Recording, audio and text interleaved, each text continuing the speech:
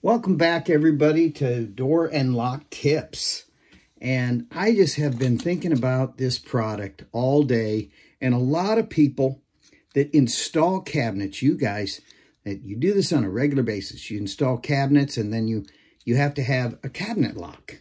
So what kind of cabinet lock do you choose?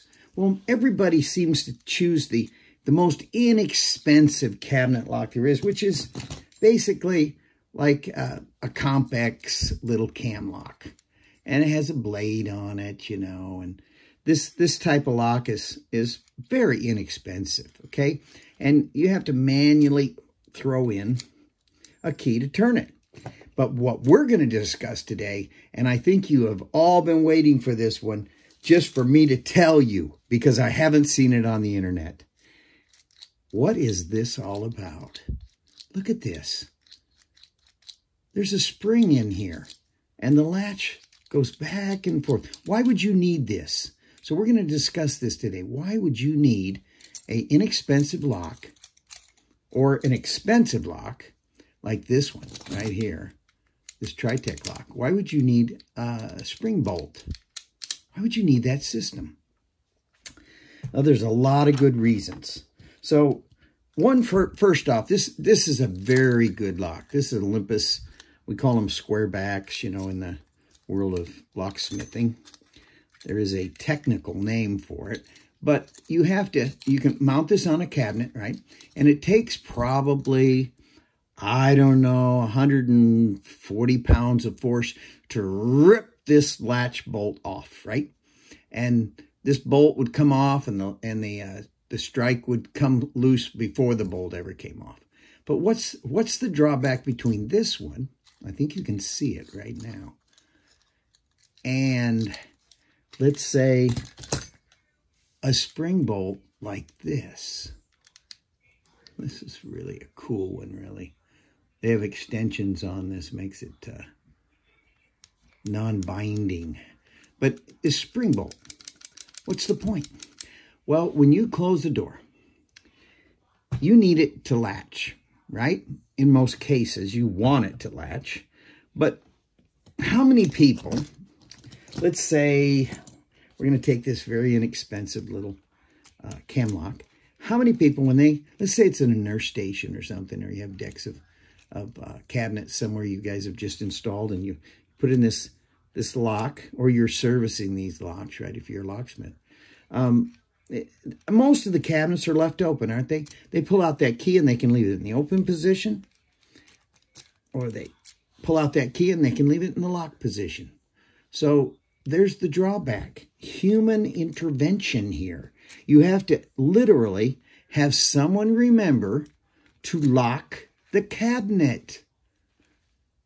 Now, you may have not thought about this, but there is a code in most hospitals that require, I mean, they absolutely require for you to have a spring bolt. If you don't have a spring bolt and that door closes and it has like a blade like this, they'll have you remove this. So a commission comes in, joint commission, let's call it, and they come in and they say, okay, well, I see a pile of cabinets here and they don't have a spring bolt on them, and they're left unlocked, and there's a bunch of Sharpies in there. There's a bunch of medical, you know, needles, or there's some meds that maybe a patient would get a hold of. And so this little, what, $5 lock doesn't cut it. But guys will go ahead and put this in, right? Well, what's the remedy? If you actually buy this brand, which is a fairly decent brand, right?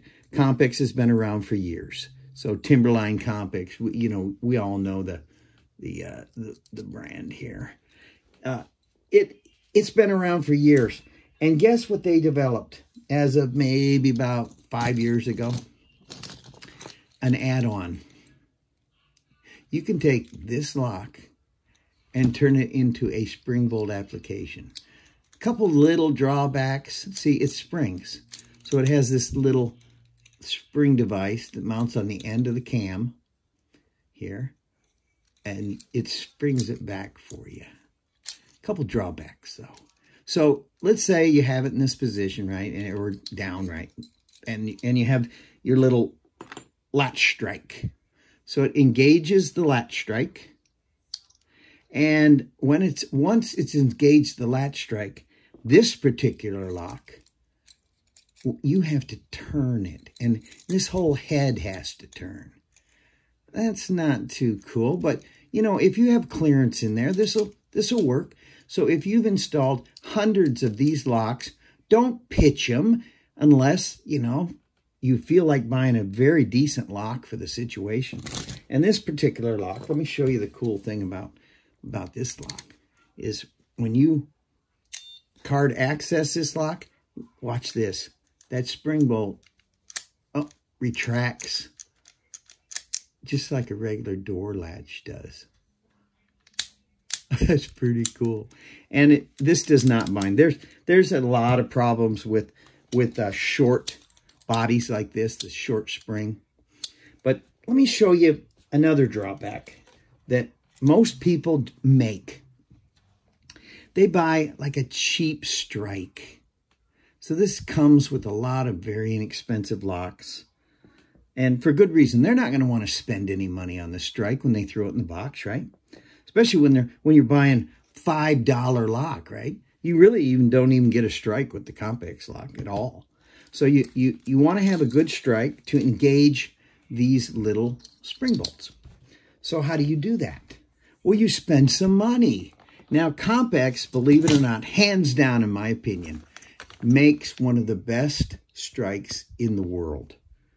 This is case hardened, and there's the number on it. And let me show you the strike. Here it is.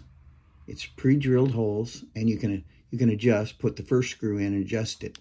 And they're hard, and this is a 1/2 inch. Now, let me show you the difference between this one, which is their other same latch, but in a 1/4 inch, but it's only 1/4 inch tall there, see? Now, why wouldn't you want to use this one versus the 1/2 inch latch?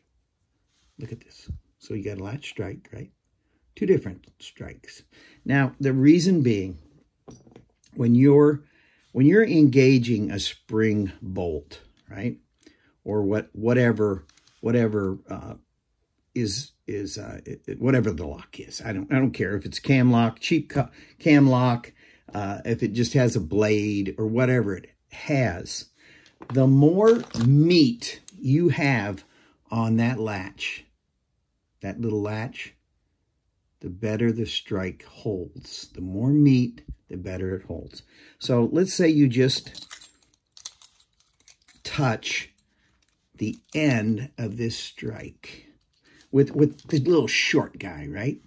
And when you touch it, it's only holding a 1/4 inch. So they jimmy the door, the cabinet door, and it comes over the top of that little 1/4 inch strike. So these would only be used, and I say you buy them anyway, because you really do want to buy both flavors, the 1/4 and the 1/2 inch. Because sometimes you make yourself a terrible mistake and you set the lock too low or too high or something, and you need a buffer. So you get yourself really the 1/2 inch, and you engage this particular lock all the way with the 1/2 inch so that it has all the meat holding this lock and door from coming through. So on this lock though, let's say you only engage, you've set the cabinet and you're too high on the strike. When you engage, if it's too high, it bounces. So that's the problem with a non-retractable system like this, non-retractable. See, this just turns. You're not turning that little bolt. And so they hadn't really thought this out too properly. But, you know, there's thousands of these things, and I know they exist out there. But they have their problem. So let's say the guy made a mistake. You got to adjust the door down or relocate the lock, because if you're at the tip, the door won't close. Whereas, let's say this kind of spring bolt. This spring bolt is super heavy duty. It has extra part behind it here that makes it just push right back. So if you were just to touch the tip with your, engage the tip with your strike, it moves back. So let's keep going on this strike idea. So you've got these strikes, right? And let's say you use these very inexpensive, if I can find it here, cam lock, very inexpensive cam lock. And you put on a big O, blade on it versus the short blade, because you just don't bring a tape measure. I mean, these things can be set up properly if you take the time, measure, and really lay it out. Check it 3 times. I highly suggest that. But let's say you put in the strike and you have it so that there's too much of gap. And when the door's closed, they can jimmy the cabinet back and forth. Oh, man, look at what they come up with. And this is a terrible idea, okay? Just so you know. Some companies come up with a little plastic insert that goes in that little hole. You've seen them. They're in the different thicknesses, right? Don't use it. They pop out later. The door's loose, and the people really don't like your install. So quality, my favorite slogan, quality never goes unnoticed. It just takes time. So remember that. And some guys will take a wrench and they'll bend these to adjust. Just set your strike right. They're using these very crummy little strikes. And notice, if you don't get it right in the first place, there's no adjustment. And this particular strike, well, we'll use the 1/2 inch. See the slot? You can put in 1 screw, tighten it down pretty tight, right? And get it just right, slot it. Let the screw slide, and you can get that door to just click close. We like that nice sound, that the sweet sound that in your stomach you say, oh man, that's a nice closing door. So you have those type of strikes. Now look at this one. This is really getting exotic. Now this is for 2 drawers. So you go through the side of the cabinet. Now I kind of like this, right? This is unusual lock, but again, made by one of the best companies in the world. This is Olympus. And we call these Diamondbacks because they look like a diamond, right? And so this is a modified strike. So it catches on the top drawer and the bottom drawer all at once. And when you manually engage this, it lowers and goes up and down. And so it clears both of your strikes that are mounted on the drawers. So this is a great lock. I've got to say, this is a wonderful lock. I like Olympus. If you ever pinned an Olympus lock, it's like working on jewelry. We'll pin up a few Olympus locks in the future, but they are sweet. But the problem is, again, and you're going to find this out if you do any hospital work, if you don't have self-latching, you do all this hard work of installing these, and they'll say, you got to take them out. Now, the beauty of this particular lock will go in right in place of it. So, you can go right in place if they've set it up right, the right height. And you kind of notice, let's see if we can do this on. The heights are about right. But that's why you do something like this.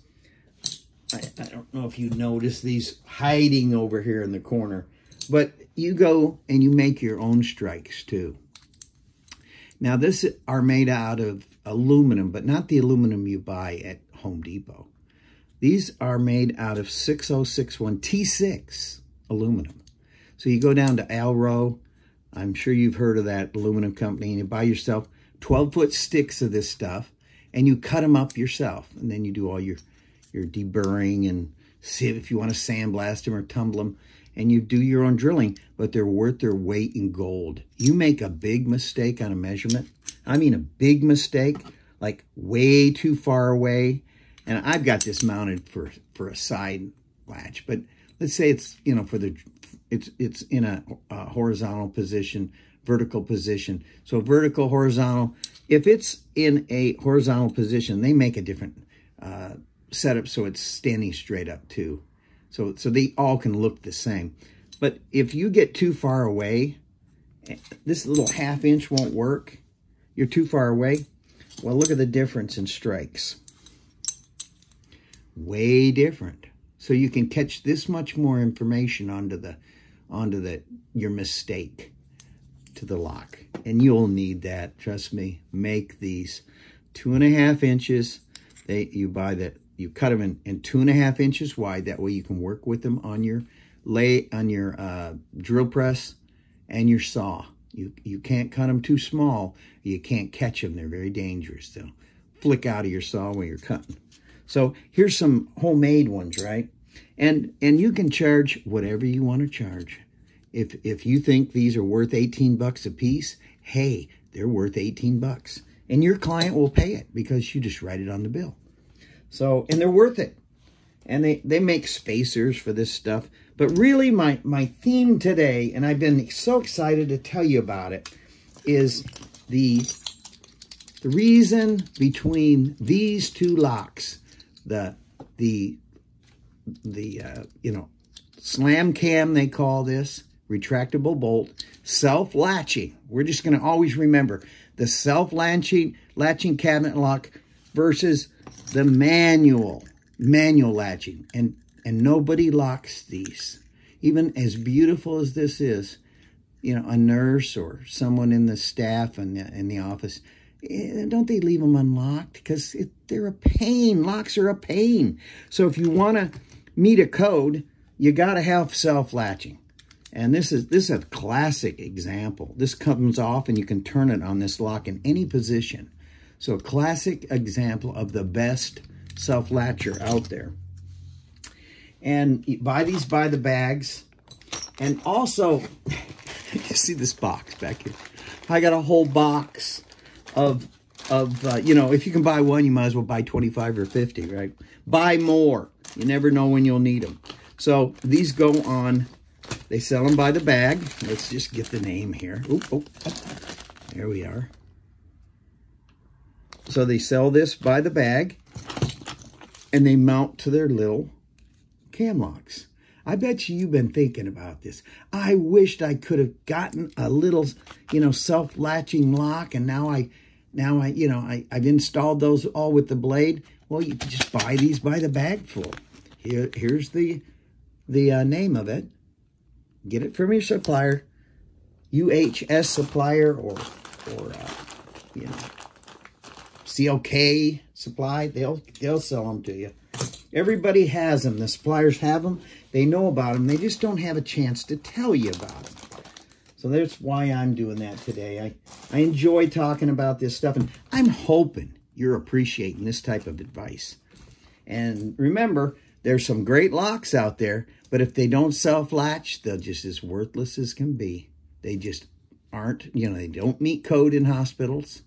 And who locks them? I mean, I myself, you know, I wouldn't lock it if I didn't have to, right? If I was forced to, if it was code and they said, hey, you got to lock that lock. But if I get in there every 5 minutes, if I had the opportunity to not lock this lock, I probably wouldn't, you know, because it's a pain. I got to have a key hanging on me. Who wants keys anymore? You know, the nurses, they have about 50 of these keys. They can't sort one lock from the other. Because the installer, what did he do?